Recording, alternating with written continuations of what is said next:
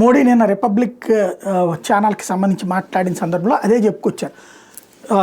మళ్ళీ ఎలక్షన్స్ కోసం అప్పుడే ప్రిపేర్ అయిపోవాలి. ఏంటంటే ఇవాళ రోజున ఉన్నటువంటి పరిస్థితులు ఇవాళది నిన్నటిది మొన్న అన్నటువంటి కాన్సెప్టే ఇక్కడ ప్రధానమైనటువంటిది.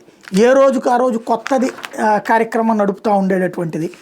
ఎలక్షన్స్ ప్రతి ఏడాది 3-4 జరుగుతూ ఉంటాయి. ఎన్ని పరీక్ష ఒక దాంట్లో గెలవగానే సంబరం చేసుకోవడానికి లేదు, మరొక చోట ఓడిపోగానే హడావిడి చేసేటటువంటి వాళ్ళు తయారైపోయేటటువంటి రోజులు.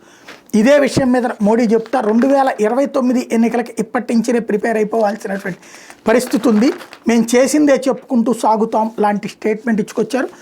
రాబోయేటటువంటి రోజుల్లో కూడా ప్రతి ఒక్కళ్ళు ఇదే పని చెయ్యక తప్పని పరిస్థితి తలెత్తింది అన్నటువంటిది పరోక్షంగా చెప్పుకొచ్చారు. ఏదైతే ఈ ఎలక్షన్స్ ప్రిపరేషన్ అన్నటువంటిది ఎందుకు అవసరం అవుతుంది అన్నటువంటి పాయింట్ మీద ఆయన గుర్తు చేసింది అదే. రాబోయేటటువంటి రోజుల్లో కూడా ఈ పరిస్థితి ఈ పరిణామాలు మారాల్సినటువంటి అవసరం ఉంది అన్నది పరోక్షంగా చెప్పుకొచ్చారు.